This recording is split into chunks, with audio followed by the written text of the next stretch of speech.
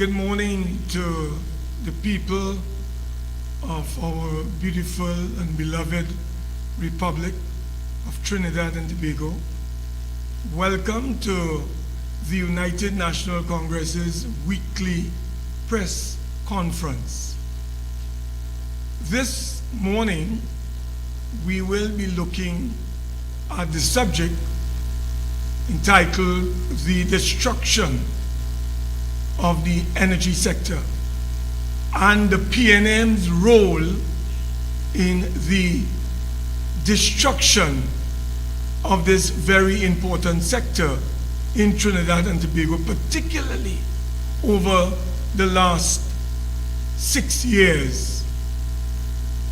With me this morning is Senator Jayanti Lakshmi, who will be addressing an aspect of the energy sector, which is dealing and which will deal with the pending decision by the board of Petrotrin to appeal the recent arbitration award given to A&V Oil and Gas Limited, and what essential measures and steps will be taken by Petrotrin and the government of Trinidad and Tobago, who are the shareholders of Petrotrin, to safeguard and defend the interests of the taxpayers of this country.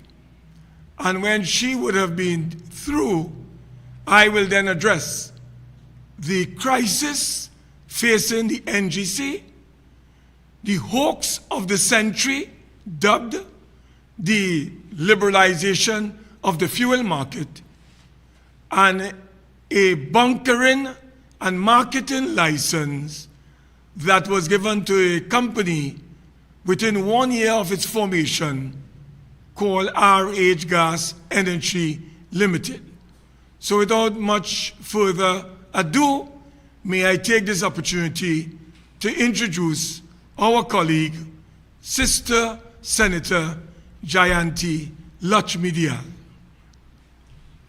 you very much, Senator Mark, and good morning, everyone. Thank you for joining us this morning. As Senator Mark indicated, we are here to discuss some very pertinent matters involving the energy sector. And particularly, I am going to speak about a little bit about this arbitration judgment given in favor of A&V Oil and Gas Limited. Now, on Friday, the Prime Minister was called upon to answer some questions by my colleague, MP Saddam Hussein, the member for Barataria San Juan. And it is quite concerning that the Prime Minister was so nonchalant with respect to his approach to this matter, because of course ever since this judgment was handed down by the arbitration panel, there has been a lot of concern expressed by members of the public, by the opposition and the business sector and citizens in general about whether or not Petrotrin would be taking steps to make an application to the High Court to have this award set aside. These concerns are not just random and being pulled out of thin air. It is based primarily on what has become public knowledge, which is that Petrotrin's attorney, who had conduct of the matter, of the arbitration matter, gave a very detailed 18-page advice to Petrotrin, urging them to appeal the matter promptly and to not delay any further. However, one would have thought that given the circumstances of this matter, given the appearance of things and all of the factors that, would have been in the public domain since this story first broke in 2017, that the Prime Minister would have been a little bit more concerned about what was happening and what his PNM-appointed Petrotrin board was doing about this matter and how they were dealing with the issues, how they were going to approach this matter and what that they were planning to do. It's been some time now. Senior Counsel Mrs. Deborah Peake, who represented Petrotrin in the arbitration, it is reported, I think it was in The Guardian, that she advised Petrotrin to file the application in the High Court that coming week subsequent to her advice, which was the week of June 21st. We are now on the 11th of July. And the Prime Minister's response yesterday was really that, Petrotrin was considering it. He indicated that they were looking at advice from several legal luminaries, which I find very interesting at this point in time. And he also, in response to questions asked, indicated that the Cabinet had not requested any sort of reports from the board of Petrotrin in relation to this matter. He, of course, went on to say that it's not a matter for the Cabinet. When questioned by MP Hussain, the Prime Minister went so far as to say that, he understands some advice was given by an attorney, and if for an application he's not aware, that may or may not have been done. So it really seems as though he has taken absolutely no interest whatsoever in the matter. He said that the issue was not that of protecting $1 billion, but Petrotrin had lost, and they must decide what they want to do. So he has put the matter squarely on the Petrotrin board. Now, that's very interesting because, and of course, he went on to deflect, as he usually does, and say that, MP Hussain should speak to the member for Superior, because she is the one who has us in this situation. That type of deflection has become the mantra, the blame Kamala mantra, that the PNM continues to use for everything in the country, but more so it is AV drilling matter. It is interesting that they have taken such a hands-off approach to this matter now, because back in 2017, when the opposition leader, doing her duty and discharging her responsibility to the citizens of this country, made public an internal audit report of Petrotrin, Attorney General Faris Al-Rawi stated that the decision to terminate the contract for AV Oil and Gas had nothing to do with Kamala Persad-Bissessar. He stated that the government was prepared to investigate itself, and so it was the Petrotrin board that was taking action and so on, and they seemed very, involved at that point in time, and that they were monitoring the situation, they were looking at it and whatnot. Now, again, how it is come now when Petrotrin has lost the matter, they seem so unconcerned, they seem to be distancing themselves in any form or fashion from this matter. At the end of the day, Petrotrin is a state-owned enterprise. It is not a private company. The citizens of Trinidad and Tobago, through the government, are the shareholders of that company, and therefore it is the responsibility of the government to take an interest in the affairs of Petrotrin. If no application is filed to set aside this arbitration decision, Petrotrin will be called upon to pay $84 million of unpaid invoices to ANV. Also $2.2 million in relation to 2018 invoices. They would also have to pay interest, they would have to pay legal costs, and the award of damages for wrongful termination of the contract would also become payable. That amount has not even been assessed as yet. Petrotrin had counterclaimed in this matter to try to recover 970 million, roughly, TT dollars, which it had paid to ANV, and they would lose the opportunity to recover those monies. We have to stop and consider what would be the impact on the financial stability of Petrotrin, which is now part of Trinidad Petroleum Holdings Limited. That company, which encompasses Heritage and Guaracara Refinery, which is, shut down still, and Paria Fuel Trading Company, as well as Petrotrin, the legacy items, which includes the litigation. That company had their outlook downgraded by Moody's just, I think, a couple of days ago, or maybe a week ago. And so the financial health and stability of that company can be further impacted if it is that this arbitration award stands. So we are very concerned about that. We want to remind the population because of the deflection that is currently taking place by the PNM, that this is because of the opposition leader. As I said before, the opposition leader did her duty. She brought to the fore a legitimate internal audit report that Petrotrin had prepared. This wasn't like people waving fake emails around in the parliament. This was a legitimate document that highlighted the possibility of some sort of fraud and corruption with respect to the delivery of crude oil by this drilling company to Petrotrin. Some of the other things that was of concern at the time, and I think it is still of concern, and we must remember that then Energy Minister, the late Minister Franklin Kahn, had been boasting about the success of this company. The company was publicly praising the Prime Minister in paid political advertisements. The daughter of the principal person behind this company was a PNM senator at the time. And one of the persons named in that internal audit report was a defeated PNM candidate who was also appointed by the PNM to sit on a state board. When you look at all of those circumstances and you had an internal audit report stating that the custody transfer process was compromised, it was a responsibility of the opposition leader to bring that to the attention of the public. The opposition leader never terminated the contract of ANV. That was done some 3 months after by the PNM appointed Petrotrin board, led then by Mr. Wilfred Espine. They also didn't simply act on the information that Mrs. Prasad-Bissessar put into the public domain. They commissioned 2 independent audit reports by international firms. One by the name of Kroll Consulting Limited, which confirmed the findings of the Petrotrin internal audit report, and another company called Gaffney Klein and Associates, which stated that the wells that had been drilling in the Catskill field were not capable of producing the volumes that ANV had been claiming for. It is in that context that the then Petrotrin board, the PNM Petrotrin board, terminated the contract.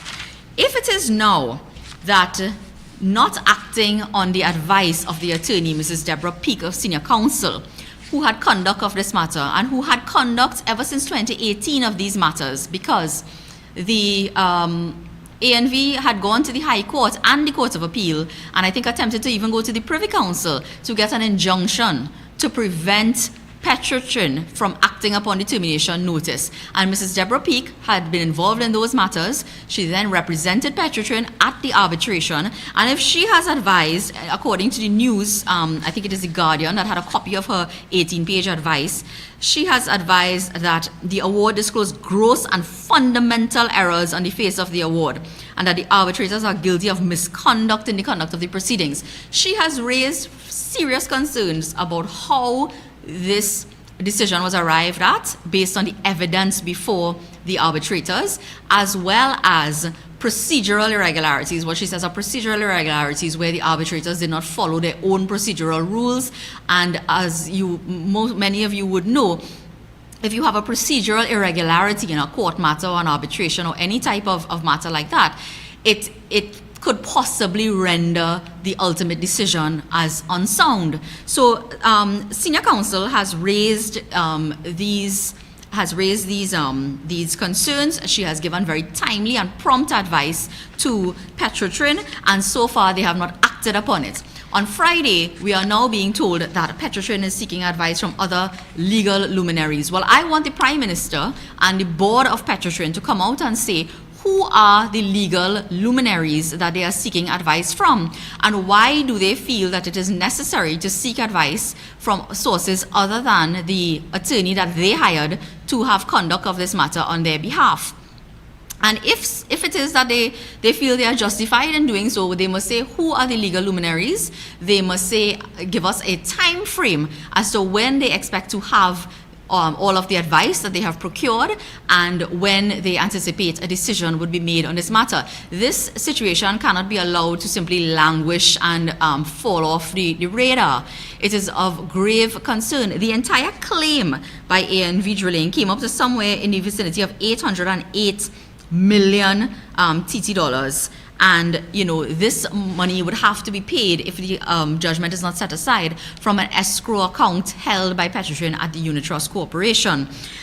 When you look at the fact that taxpayers' dollars would go towards paying for this, one would expect the government to take every possible measure and have their Petrotrin appointed board treat with this matter with alacrity and with some degree of seriousness. You would want them to strongly pursue every possible option to have this award set aside.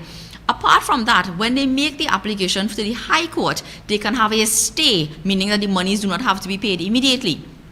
One of the reasons highlighted in the article written on Mrs. Peake's advice, one of the reasons that she urged them to act promptly and expeditiously is because she indicated that ANV had already made an application for an interim payment of some $75 million, I believe it was.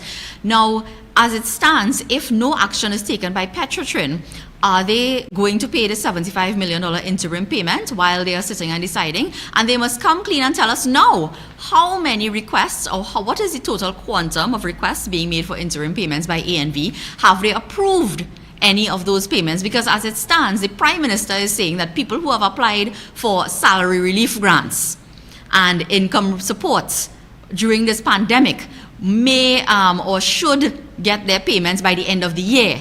But it seems like ANV would be getting their payments before these people who are lining up for hampers and being called greedy by the PNM government.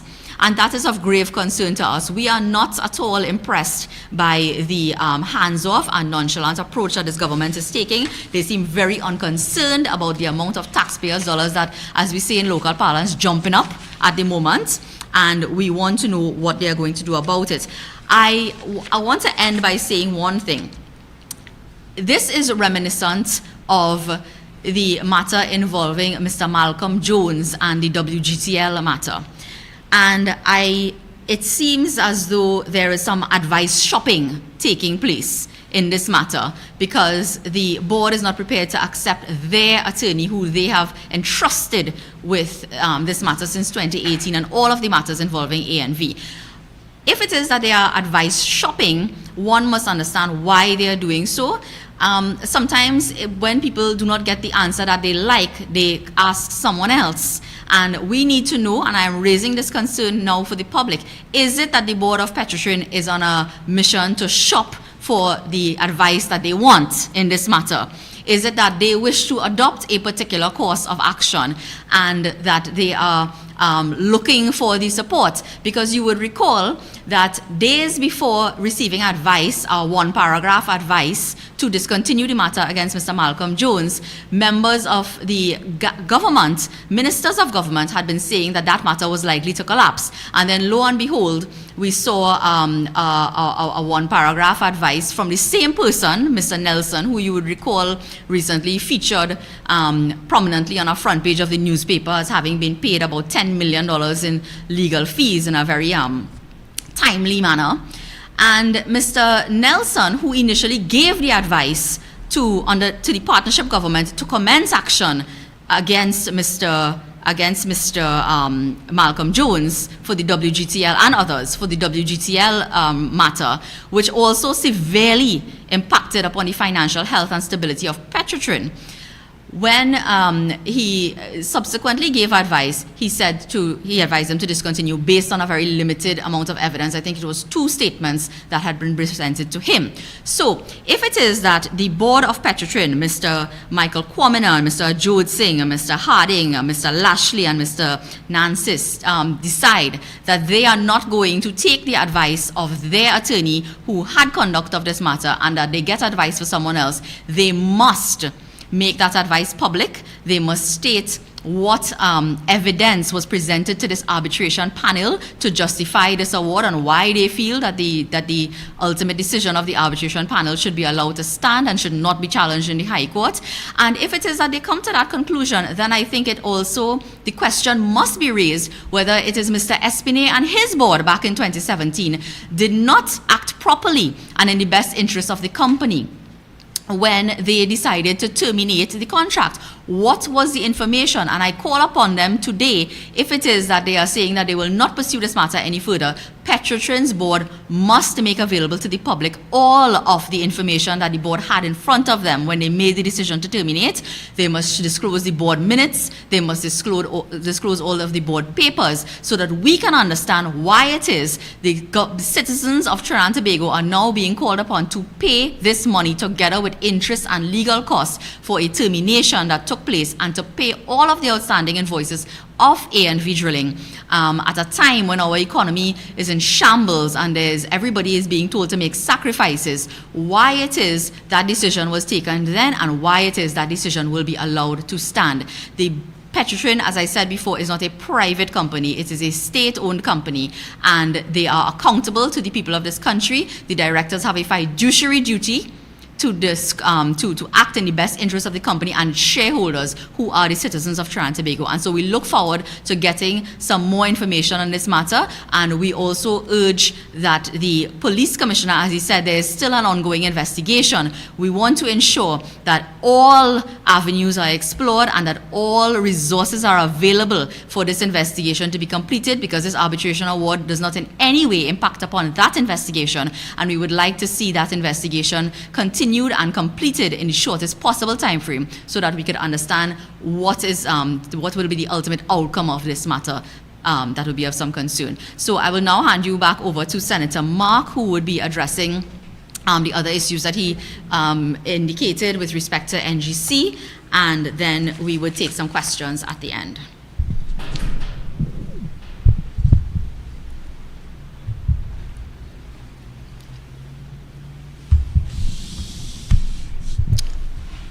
Thank you, Sister Senator Jayanti Lakshmidial.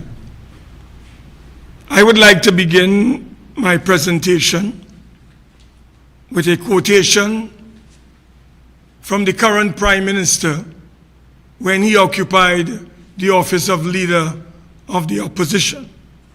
And he stated, and I quote, "Anytime a government resorts to blaming the opposition for its failure to deliver on their responsibilities to the people, it is a clear sign that they have accepted that they have outlived their usefulness." Ladies and gentlemen, this blame game must be exposed for what it is. It is a clear confession on the part of the Prime Minister and his gang, really to avoid what is called responsibility. It is also an admission of their inability, their lack of leadership, and their vision and plan to take our country where it needs to go. And that is why this blame Kamla, blame the UNC. After 6 years in government, that is the mantra of the PNM. Brothers and sisters, only the truth shall set us free. No amount of lies, half-truths, falsehoods, distortions, or distractions will escape this corrupt PNM oligarchy from its responsibility to the population of this country. This PNM government has continued its sheer brutality and battering of our citizens. The pain, suffering, and abuse inflicted on the population by this minority government will not allow it to escape from what can only be described as its total incompetence mismanagement, corruption, and waste. The government has indicated its intention to raise gasoline prices, especially diesel, for the fourth time if we allow them to do so.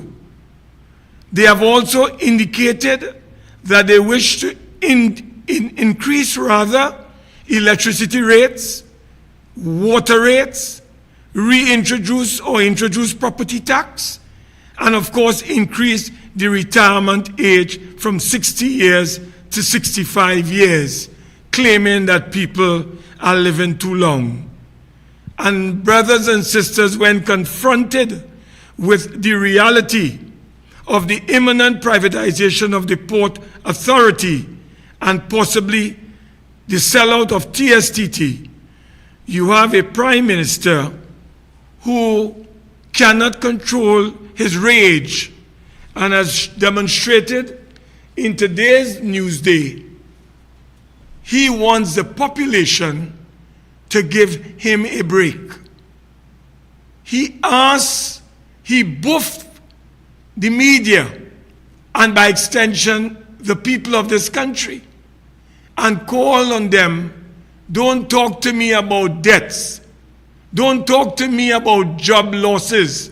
Don't talk to me about people being hungry and starving. Give me a break. That is the Prime Minister of Trinidad and Tobago. No sensitivity to the suffering of the people. A lack of empathy and compassion for the people of our country. And he wants us to give him a break. Well, we have news for you, Mr. Prime Minister. You will not be given any break. You will be held to account for the financial losses of the National Gas Company. You will be held account for the investment of close to $300 million in Train 1 with no returns and with no possibility in sight of Train 1 coming back on stream. Yes, Mr. Prime Minister, you will not be given any break by the people as you seek to impose more pain, more suffering, more hardship, more brutality, as you seek to impose new prices for gasoline, whether it is premium, super, or diesel. That is what you want us to give you a break. You want us to give you a chance. You don't want to be accountable to anyone. And there will be no break for you, Mr. Prime Minister, as it relates to this decision in 2019, April, to grant a bunkering and marketing license to a company called RH Gas and Energy Limited. You will have to account to this country as to the rationale and the reasons behind giving a fly-by-night company formed in June of 2018, some 6 months before the closure, the shutdown of Petrotrin, how this company was granted within less than 1 year a bunkering and marketing license. So let's deal with NGC and its losses. And you want a break? You have to account. You must take responsibility for the sellout of our patrimony to the multinational energy companies when you sat and dined and had a good time in Houston, Texas with one young Stuart Young. It is your irresponsible misnegotiations with the energy giants, EOG and BPTT, that has led to the collapse and to the major losses, I should say, that the NGC is currently experiencing of $2.1 billion for fiscal year or financial year 2020. It was you, Mr. Prime Minister, who negotiated and you boasted. It is on the parliamentary Hansard. We have you on tape and video boasting that you concluded those agreements with EOG and BPTT. You know what price was on the table, Mr. Prime Minister, and you were conscious of it?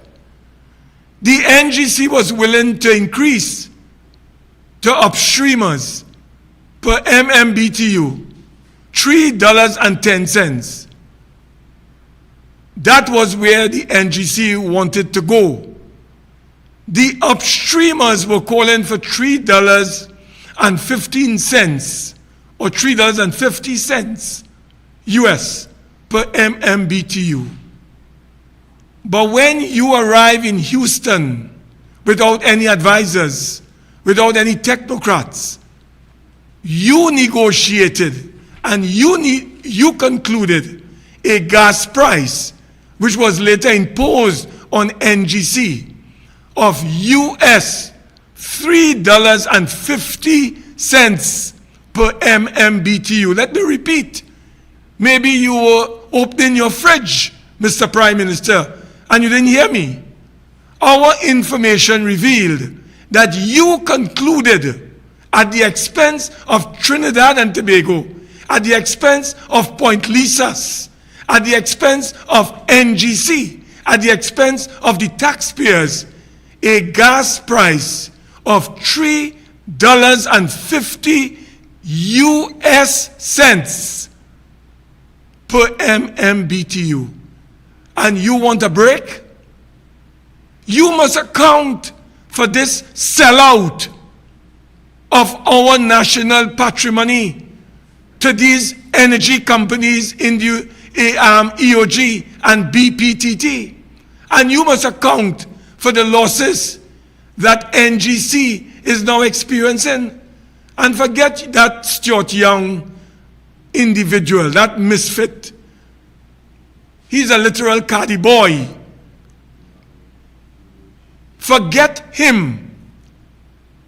He is up to his old tricks of misinformation, distortion, disinformation, and a campaign of lies and untruths and innuendos. He knew or ought to have known that the gas price that was negotiated with the Caribbean Chemical Company Limited in 2015 was indexed to natural gas. Nobody anticipated that you and the Prime Minister would have gone to Houston, Texas and sell out the national interests. And now we have NGC, the flagship company of our country, reeling with losses. And you come to this country and to tell and to spew lies when you know that you were responsible for what has happened in Houston, Texas. We challenge you to tell us what was the price that you agreed upon. Our information is that you agreed upon a price of $3.50 US cents per MMBTU, when National Gas Company was only able to afford $3.10. That is 40 US cents above what NGC could have afforded. So don't come here and mama guide the population, Mr. Prime Minister, with Stuart Young leading the charge, trying to mislead and distort and distract from the truth. And by the way, Mr. Prime Minister, who instructed the current chairman of NGC, Mr. Conrad Enel, to invest over $50 million US into Train 1, when all the other partners said they would not put in a red cent into that? Who did that? Was it the cabinet? Was it your good self as the chairman of the Energy Subcommittee? Well, somebody has to account for the $300 million investment that ain't coming back. We have lost that forever. We will not retrieve that. And train 1 will not come back on stream for a pretty long time. And you know this. So it is clear that the government of Trinidad and Tobago, led by the Prime Minister, Dr. Keith Christopher Rowley, is the one, the Prime Minister is the one responsible directly for the madness that has taken place at NGC because of the misnegotiations that took place in Houston, Texas in 2017. And those prices took effect in 2019. You are scampering right now to have those prices renegotiated. I do not know how successful you are going to be. Now, on to this question of liberalization of the fuel market. Mr. Prime Minister, for the last 18 months, the price of crude oil was extremely low. The world, the global community was in a lockdown. There was not a high demand for crude oil during that period. So the price of crude oil was extremely low. Was extremely low. What did you do with the surplus at that material time that you gained from those low prices? Because the subsidy would have been very low or zilch. What did you do with that? Did you put it into the consolidated fund so you can finance your extravaganza? Did you put it into the consolidated fund so you could import 2 Cape-class patrol vessels that the Australian Royal Navy paid $300 million for? 2 vessels, $150 million per vessel, TT. You have bought those same 2 vessels for over $600 million. And you say you want to lead a cabinet and you want to leave a legacy, leading a cabinet without corruption? Mr. Prime Minister, you need to account to this country for this $300 million in addition. Australia paid $300 million for 2 vessels. You bought the same 2 vessels for $600 million. So let us deal with reality.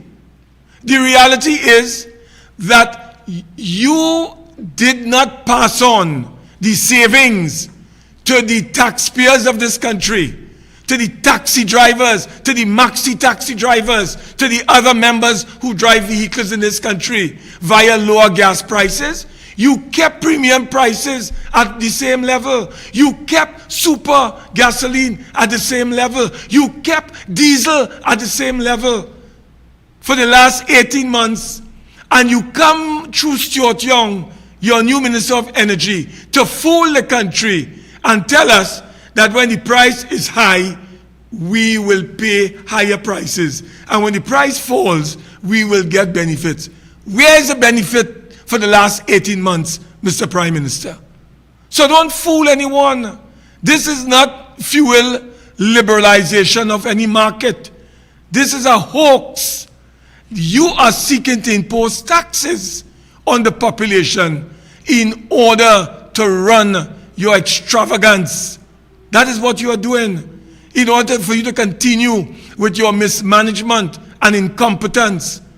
You, Mr. Prime Minister, have spent over $300 billion in the last 6 years. What do we have to show for it? Over 150,000 workers unemployed. The cost of living is through the roof. People are catching their aunt, nene, and uncle to make 2 ends meet. Children are hungry. Over 50,000 children have no access to electronic devices, denying them of education. What have you done with this $300 billion? 35 billion every year for the last 6 years have gone towards procurement of goods, services, and other works.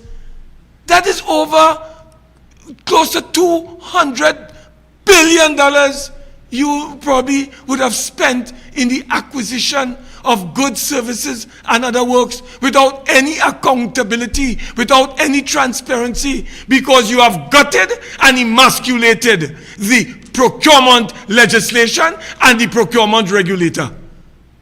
So you are having a ball of a time while the people are suffering. So while the people are suffering, you are prospering. You and your small band of corrupt oligarchs, you all are having a ball, a great time at the expense of the masses.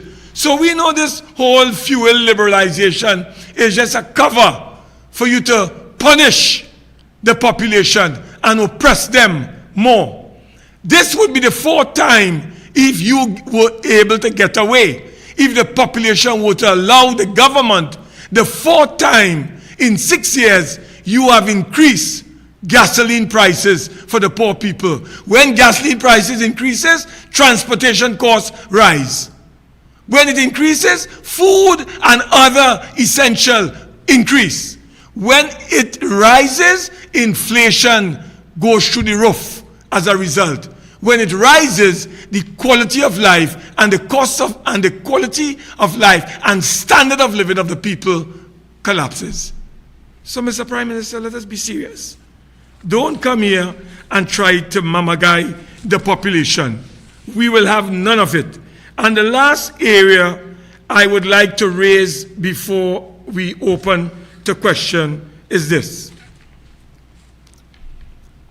We would like the Prime Minister and his new rookie, wet behind the ears minister, Stuart Young, to explain to this country how a company by the name of RHN Gas and Energy Limited, formed in June of 2018, less than 6 months before you, the government, shut down Petrotrin. They were formed 6 months before the closure of Petrotrin. And you know what? They got a bunkering and marketing license in 1 year.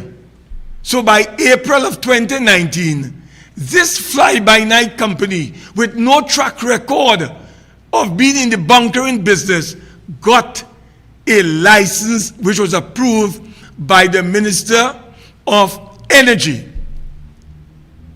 And Mr. Prime Minister, you as a head of the Cabinet Subcommittee on Energy must have known about this.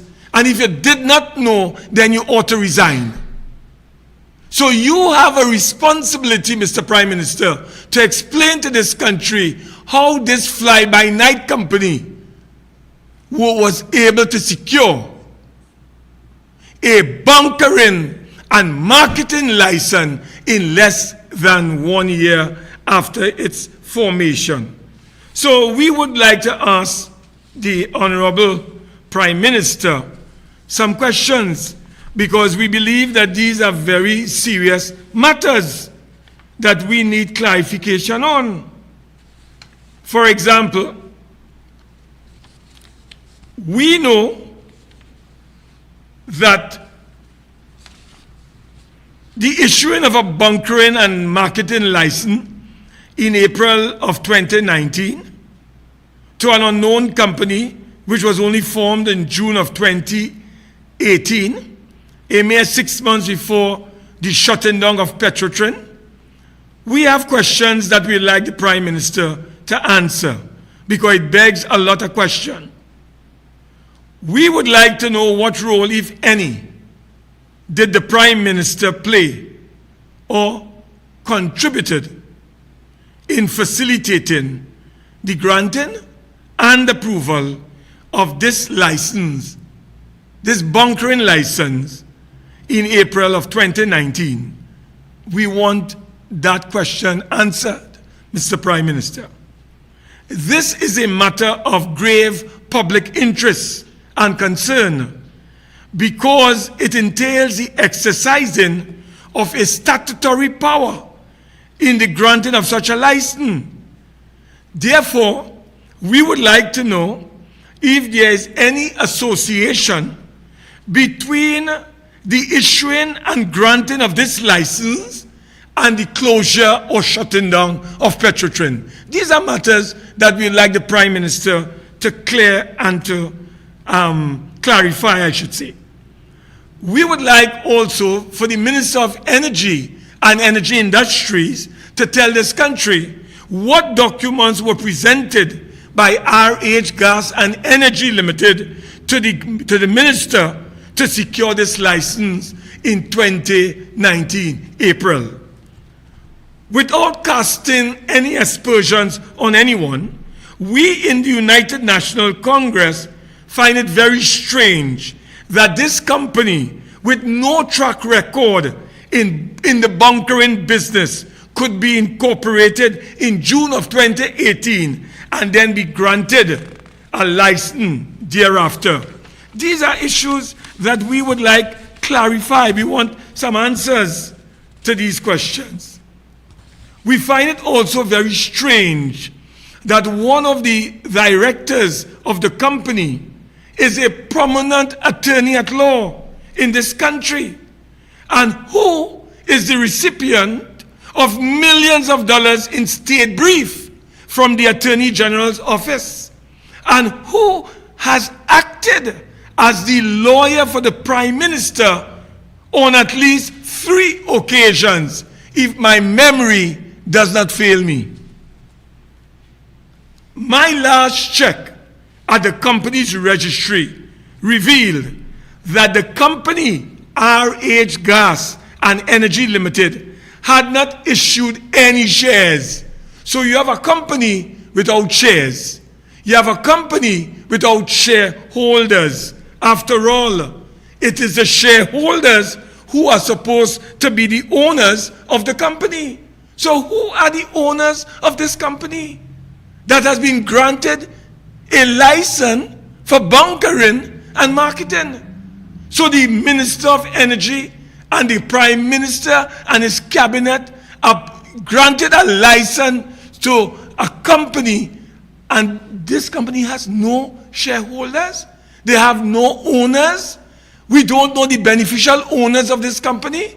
No, we have to be serious.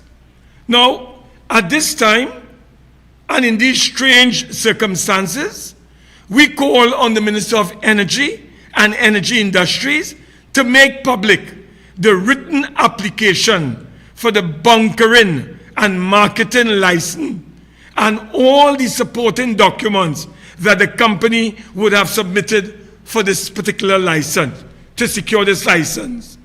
We also call on the Minister of Energy to produce the Gazette to show where the bunkering and marketing license was properly gazetted as demanded by the Petroleum Act of Trinidad and Tobago. I think it's Section 21. The Section 21 of the Petroleum Act demands that once a license is granted, it shall be gazetted. So we call on the minister to provide the gazette showing where this license granted to RH Gas and Energy Limited was in fact gazetted. And finally, let me ask Paria the following question. Under this license granted to RH Gas and Energy Limited, it is compelled to reach out to Paria to supply it with maritime fuel.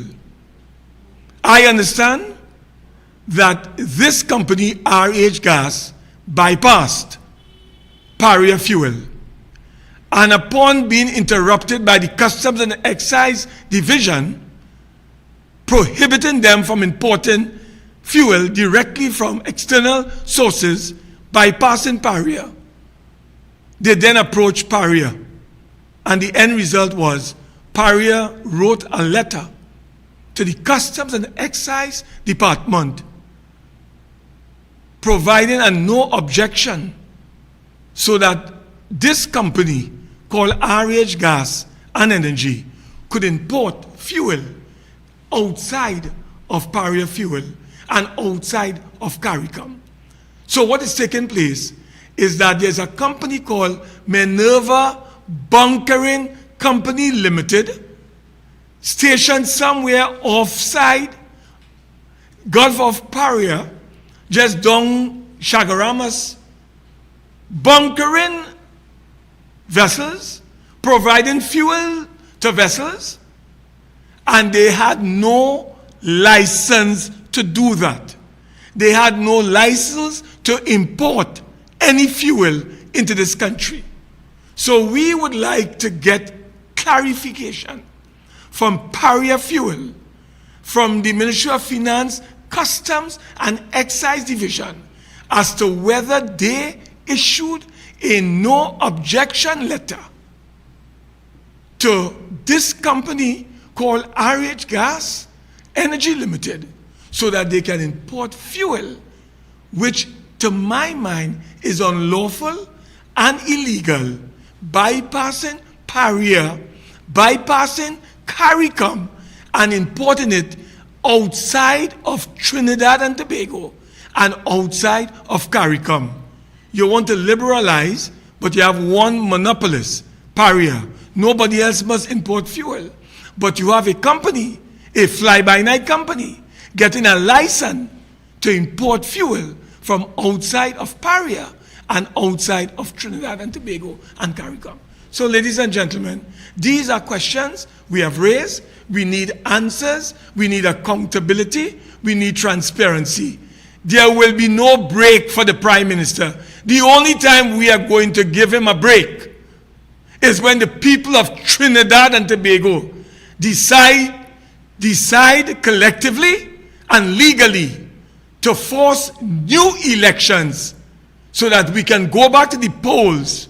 And when he gets himself removed legally and lawfully through elections, it's a time you will get a permanent break from the people of this country.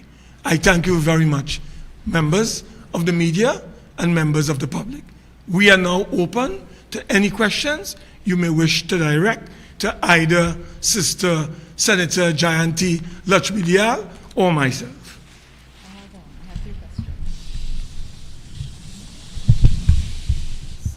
Thank you very much, Senator Mark. We have received some questions.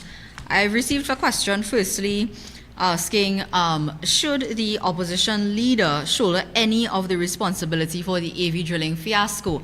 Well, the answer to that is simply absolutely not. Absolutely not. And the reason I say so is because, and as I said before, the opposition leader did her job in putting a matter out there into the public domain based on a legitimate document. It is time for Keith Rowley, the Prime Minister, and Attorney General Faris Alwari to do their jobs right now and to take some interest in this matter. Instead of bobbing and weaving and having no real information to give to the Parliament, where he came with the intention of answering a question, the Prime Minister goes just tries to deflect the blame onto the opposition leader, and he has not provided any meaningful explanation to the public, except that, as I said, Petrotrin and the PNM Petrotrin board is out there advice shopping at the moment. That is something that definitely goes straight to the heart of Petrotrin. Petrotrin board, PNM appointed Petrotrin board in 2017, terminated the contract 3 months after the opposition leader raised it, and therefore nothing that the opposition leader said when she raised the issue of the internal audit report has proven to be false. It was a legitimate document, and she quoted directly from that document. So it cannot be that she should shoulder any responsibility for that matter. If the Prime Minister, as Senator Mark said, is tired of answering questions and wants a break, Well, I think it would redound to the benefit of the citizens of this country if he could take a permanent break and take his entire cabinet with him. Because we could use a break from them. And, their weekly tirades and their blame Kamala and blame everybody and blame people who are suffering. Because that is what they do, rather than coming to account to the people for what has taken place. The other question I have is that I have received from the Newsday is if we can, if I could respond to the Attorney General's criticism about the opposition bringing COVID cases. Well, firstly, since the Attorney General seems to not understand how litigation works, let me explain it to him. The opposition has never filed a legal claim in relation to COVID-19 or anybody who has been affected by COVID-19 and the regulations. Citizens of this country approach the court for redress and to seek relief when they are affected.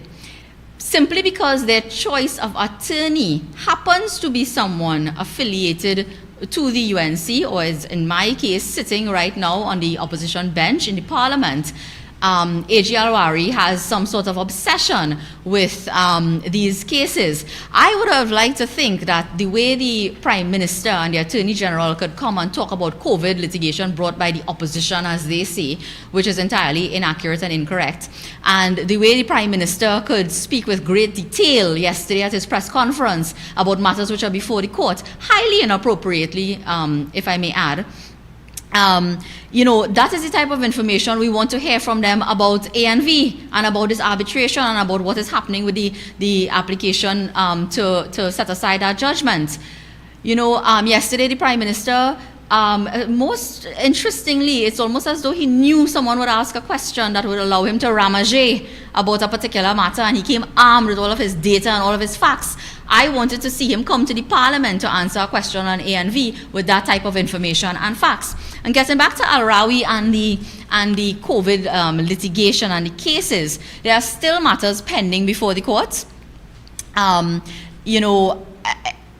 The government focuses on cases not based on the merits of the case, not based on the injustice that the litigant is seeking to have, seek redress for, but on who is the lawyer. Lawyers don't bring cases. Citizens of this country approach the court for redress, and they choose who they want to represent them. It appears that the Attorney General is trying to decry and almost belittle citizens for their choice of attorney, and that is most unbecoming of the titular head of the Bar of Trinidad and Tobago. Instead of hiding behind all of these pricey senior counsel and so on, I find AG Alwari should put on his robes and his bands and come to court. If he thinks that all we do is file losing cases, why doesn't he come to court? Why doesn't he come to court himself and deal with some of these matters? Former AG Anand Logan did it. He represented the state. I think Attorney General Ramesh Lawrence Maraj did so as well, because they had the competence and the capability to do so. And I think instead of criticizing members of the opposition who are practicing their profession for representing the interests of people, that he should come and defend the matters since he has such little confidence in it. I'll issue a challenge to him. Come in, there's a matter that is pending now, a matter where I understand he has been given certain advice, and he should come to court and face us and fight the matter himself instead of paying senior counsel from the taxpayers' monies to do so. And, it is very interesting that he focuses only on litigation being brought by persons who are affiliated to the UNC, when there are thousands of matters brought by identical matters and very similar matters on similar legal issues brought by persons who are apolitical and persons who also belong to the People's National Movement. The type of law that I practice is not representing big business and banks when they go to court to try to sell people's property when they cannot pay their mortgage. That is for other types of lawyers to practice. When people have their rights violated by the state, when they are overlooked for promotion, when they need when poor people need to go to court and seek redress, they come to people like myself, Anand Logan, Gerald Ramdeen, Saddam Hussein, Dinesh Rambali, and the Attorney General has no right to criticize us for the work that we do. And that is my response to him on that criticism. I think Senator Mark has some questions as well, and there's one other question about comments on tax exemptions, but I'll let Senator Mark answer his questions firstly. We have a question from Olive Elizabeth Gonzalez from the Trinidad and Tobago Newsday. And the question is, can the opposition give their thoughts on the Prime Minister's announcement on Saturday to lift restrictions on manufacturing, food and retail sectors after almost 2 months? Well, first of all, the United National Congress and our esteemed political leader and leader of the opposition has been for the last few months clamoring, articulating, advocating for the complete reopening of our economy, because we are not only concerned with saving lives, but we are also concerned about saving livelihoods. And therefore, we have always argued, and our leader has articulated this policy position, that COVID-19 is a virus that we may have to be living with for a considerable period of time in the future. Therefore, we must put the necessary protocols and safety measures in terms of health in place by, first of all, vaccinating our population, observing the protocols in terms of watch your step or distance, wash your hands, and etc.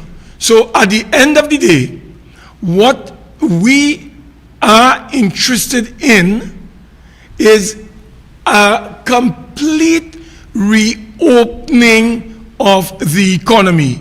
So by announcing yesterday that the manufacturing sector and the food and, the manufacturing sector will be reopening or will be allowed to be reopened from tomorrow has come a bit late, because so many citizens have lost their jobs. So many citizens have been sunk into deeper depths of poverty, or into the deeper levels, I should say, of poverty and starvation and malnutrition, simply because they have not been working, because all of these companies and sectors have been closed, have been shut down.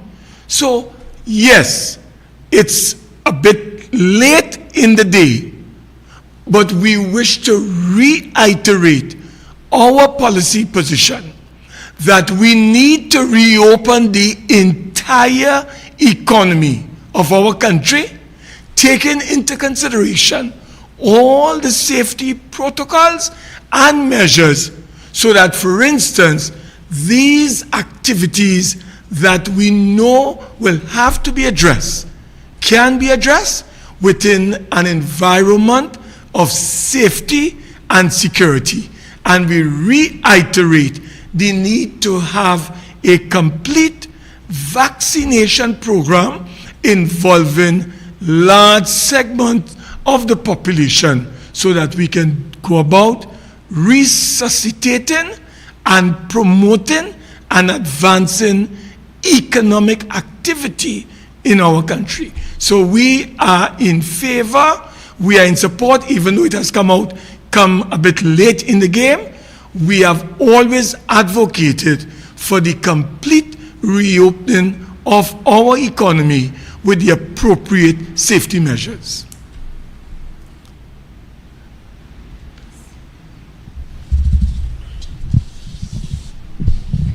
Have one other question here from the Trinidad and Tobago Newsday. Can the opposition comment on statements made by the Prime Minister and Energy Minister on tax exemptions for vehicles for members of Parliament? Well, I comment only to say this. Again, the issue being debated in the public domain is not whether or not persons are entitled to tax exemptions.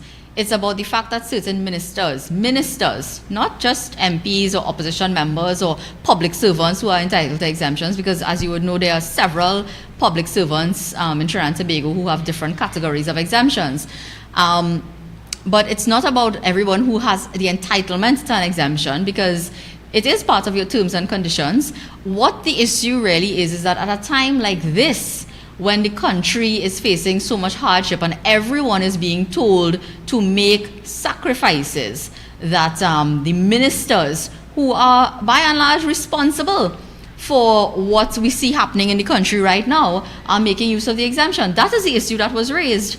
How that has translated into a whole discussion about people and their court matters and all of that by the Prime Minister yesterday is beyond me. The fact of the matter is that no one in the UNC dropped the ball on vaccine acquisition. No one in the UNC made people, elderly persons, line up in hot sun and rain to try in a state-sponsored super spreader event to try to get vaccinations. Nobody in the UNC park up the 6 Diamond vessels and have left them without repairs and cannot patrol the southwestern border and allowed the P1 variant to waltz straight into this country. And we are seeing the effects of it. So the issue really is the persons, the individuals who are making use of the exemption at this point in time, whether now is the right time, whether or not we feel that, you know, the job that they have been doing, and this wasn't raised by me, it was raised by another MP, but whether or not whether we are satisfied with the performance of some of these ministers in their respective portfolios and, you know, previous portfolios and current ones as well. As Senator Mark has raised, the Minister of National Security is now in charge of our energy sector, which is, you know, it's only pain at the pump that they're sharing out for people. And whether these persons making use of their tax exemption is something that the population is satisfied with at this point in time. That's the only comment I have with respect to that.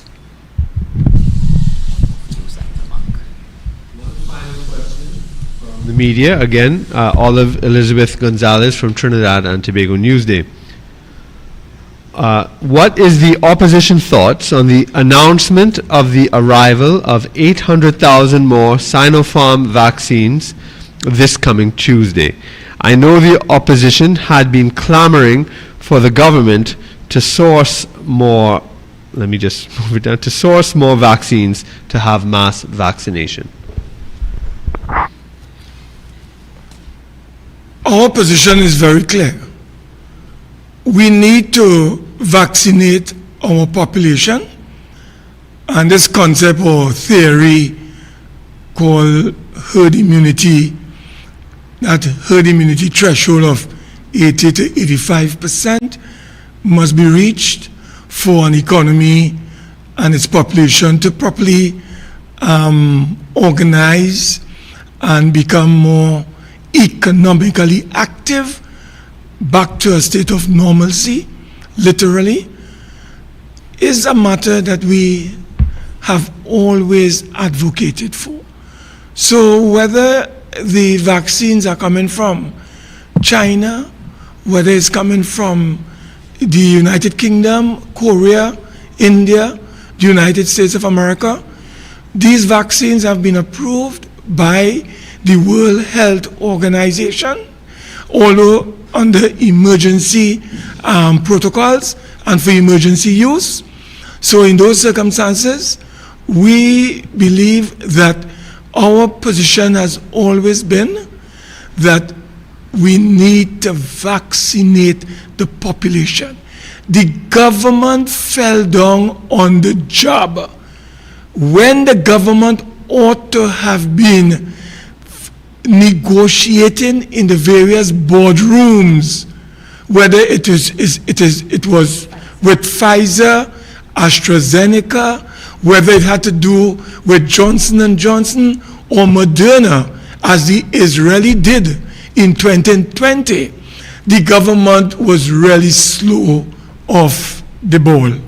And they fell down on the job in this regard. And of course, the country paid and continues to pay a very high price for the government's incompetence and mismanagement of this whole vaccination rollout exercise. And as of today's date, we are racing towards 1,000 citizens who have perished, who have died as a result of this COVID-19. These deaths could have been avoided, they could have been prevented if the government would have done like Israel and other countries and pre-ordered vaccines from these manufacturers, so we could have had vaccines in our country in the month of February and March of 2021, had we ordered in August or September, November, December in 2020. So I would say that we are getting 800,000 vaccines from the Chinese. I think that is all part of the loan agreement that we have signed off on, $204 million US, and 15% of that money that we are borrowing from China will be, well, in fact, they have literally allocated 15% of that loan towards the acquisition of these Sinopharms. As we are on this question of vaccines, I also remembered the Prime Minister indicating to Trinidad and Tobago, if I'm wrong, I stand corrected, that they were expecting, that is the government, some 800,000 vaccines from the African Supplies Platform Agency from Johnson & Johnson. So I don't know if that 800,000 vaccines that we were supposed to get from Johnson & Johnson will still be arriving, or this 800,000 that has now come from China via Sinopharm will now replace the 800,000 vaccines that were supposed to come from the African Supplies Platform Agency from Johnson & Johnson. But we are for the population being vaccinated as quickly as possible so we can reach this threshold of 85%, this herd immunity threshold, so that we can get the economy back to a state of normalcy. I think this is the final question from CNC3. It says that recently the Haitian Prime Minister was assassinated and comments surfaced on social media with threats to the Prime Minister. And the police has sent a warning, but what does the opposition have to say on the matter? Well, firstly, threats being made via various social media platforms against many public officials, including members of the opposition, is not something new. It has happened before. And now, as you say, in light of what transpired in Haiti, was the opposition. Our position is simply that it is against the law to threaten, to make threats against someone's life. So, of course, we do not endorse, nor do we encourage anyone to embark upon that course of action. What I would say is that I expect the police to do their job, whether they have the capacity to track these persons down. I saw with horror that a very vile and distasteful comment was made against the leader of the opposition recently on one social media platform, calling upon persons to inflict violence upon her and her home. So I not just expect the police to do their job and investigate, but I expect them to investigate fairly. It is not only threats against the Prime Minister that need to be investigated, it is threats against anybody's life, because there's no one life in this country that is more valuable than the other. All lives, whether you're a public official or not, whether you hold office in government or opposition, the police ought to investigate any threat, because any threat has the potential to materialize, and it's difficult for anyone to know whether or not a threat will materialize unless they do some investigation. So, as I said, we do not endorse, nor do we encourage, and we wholeheartedly condemn threats being made against the lives of anyone. Prime Minister, opposition leader, Tom, Dick, or Harry. No one should make threats in person or on social media against anyone's life. May I, on behalf of the alternative government, the United National Congress, record our thanks to the media for participating in this particular weekly press conference that we have been staging for the last few months, and we shall be continuing to hold in the coming months. We thank you for participating. The viewers, we thank you for viewing, and we wish to thank you very much for being part of this experience this morning, and we look forward to you joining our team as we bring critical information and issues to the attention of the public as the alternative government of Trinidad and Tobago. I wish to thank you, and may you have a very safe day, a very productive day. Stay safe, watch your distance, and invoke all the health protocols that we have all been following. Thank you and good day.